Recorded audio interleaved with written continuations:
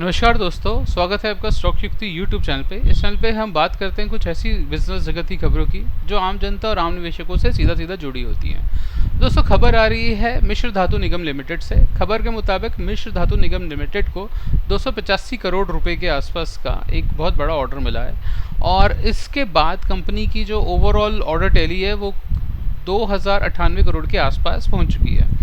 दोस्तों, company defence sector से related equipments बनाती है, जैसे कि सुपर अलॉय, टाइटेनियम के कुछ प्रोडक्ट्स या स्पेशल स्टील्स बनाती है। ठीक है, तो कंपनी के जो ग्राहक हैं, जो क्लाइंट्स हैं, वो Indian air force, Indian navy, ISRO जैसी प्रेस्टिजियस ऑर्गेनाइजेशंस हैं। तो फिलहाल कंपनी तो ये ऐसी है। अब कंपनी का जो फंडामेंटल चेक करते हैं और देखते हैं कि इस न्यूज़ का असर इस कंपनी के फंडामेंटल्स पर कितना पड़ सकता है और क्या है। तो दोस्तों, कंपनी 8,000 करोड़ से अधिक की कंपनी है ये, और कंपनी अपने बुक वैल्यू से बहुत ज़्यादा आगे है।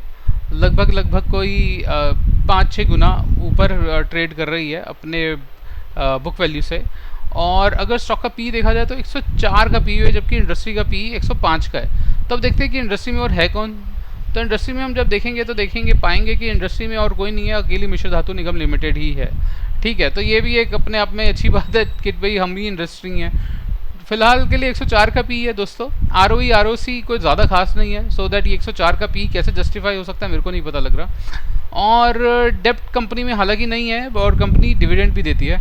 बट अगर हम नीचे देखें यहाँ पर, अगर पी को देखें तो मीडियन पी दोस्तों 67 का मीडियन पी है, जबकि करंट पी 104 का है। मतलब आप देख सकते हैं कि एवरेज पी, जो पी जिसके आसपास कंपनी का ट्रेड करती है, वो 67 का है।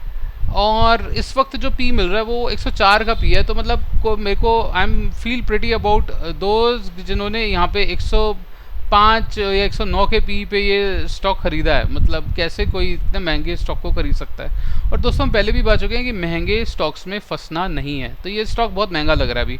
इसके बाकी के फंडामेंटल्स तो क्या ही चेक करें, मगर फिर भी प्रॉफिट एंड लॉस देखना बनता है। तो देखते हैं कि कंपनी कितना प्रॉफिट कमा रही है। तो अगर कंपनी के पिछले कुछ प्रॉफिट देखें तो कंपनी कोई बहुत अच्छा प्रॉफिट नहीं कमा रही है पिछले 2 सालों के हिसाब से, और आने वाले समय में भी प्रॉफिट कोई बहुत ज़्यादा अच्छा नहीं दिख रहा है। ऑल्दो कंपनी के पास ऑर्डर ज़्यादा हैं।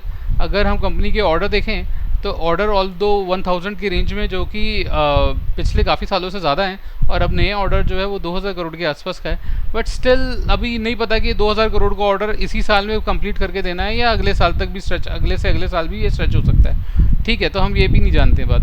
और 156 करोड़ का 2023 में कंपनी ने प्रॉफिट कमाया था, और इस टाइम देखा जाए तो कंपनी की जो एक्सपेक्टेशन है प्रॉफिट की वो ऑलमोस्ट हाफ है इससे। ठीक है, तो ये कैसे पी जस्टिफाई हो सकता है मेरे को नहीं पता चल पा रहा। अगर हम कंपनी के स्टॉक को देखें दोस्तों, तो 2024 फेब में कंपनी ने अपना ऑल टाइम हाई बनाया था 541 का, और इसी बीच में कंपनी ट्रेड कर रही है। अब अगर हम कंपनी के इस स्टॉक को देखें यहाँ पर, तो ये कहना मुश्किल है कि कंपनी नीचे जाएगी, क्योंकि कंपनी इंडस्ट्री में लीडर है ना। मतलब कंपनी के पास कोई कंपटीशन तो है ही नहीं। ठीक है, माफ़ कीजिए, हाँ मेरा ज़रा। तो कंपनी के पास दोस्तों कोई कंपटीशन तो है नहीं, तो हो सकता है कि कंपनी का स्टॉक इसी पैटर्न में ट्रेड करता रहे। हालांकि जो इसकी फेयर रेंज निकल कर लग रही है वो 300 से नीचे की ही लग रही है। इसी रेंज में 360 के आसपास की ही एक फेयर वैल्यू निकल रही है। और हम देख सकते हैं कि बिग बुल्स ने, जो अच्छे समझदार लोग हैं, उन्होंने यहीं पर ही माल को ख़रीदा है इसी रेंज में, क्योंकि बार बार स्टॉक यहीं से ही ऊपर गया है। तो हो सकता है कि इसी रेंज में स्टॉक ट्रेड करता रहे, जैसे आजकल बजाज फाइनेंस में हम देख सकते हैं। दोस्तों, आगे अगर मैं बताना चाहूँ तो मैं एक डिस्क्लेमर देना चाहता हूँ कि ये किसी भी तरह की स्टॉक को परचेज़ करने या ख़रीदने की या बेचने की रिकमेंडेशन नहीं है। और स्टॉक को खरीदने और बेचने से पहले कृपया करके अपने वित्तीय सलाहकार की राय अवश्य लें। मगर फिर भी दोस्तों, मुझे ऐसा लगता है कि ये स्टॉक जो है छोटे छोटे मूव्स दे सकता है हमको, और स्विंग ट्रेडिंग के। फॉर एग्जांपल, ये एक स्विंग बन रहा था। मैं आपको इसमें अगर दिखाऊं तो यहाँ पर दोस्तों एक स्विंग बना था जैसे ये, और इस स्विंग में इसने हमें अच्छा स्विंग दिया, मैं इसको यहाँ पर भेज देता। उसके बाद मुझे ये स्विंग नहीं लग रहा है, क्योंकि इस जगह पर कोई वॉल्यूम्स भी अच्छे नहीं दिख रहे हैं मेरे को।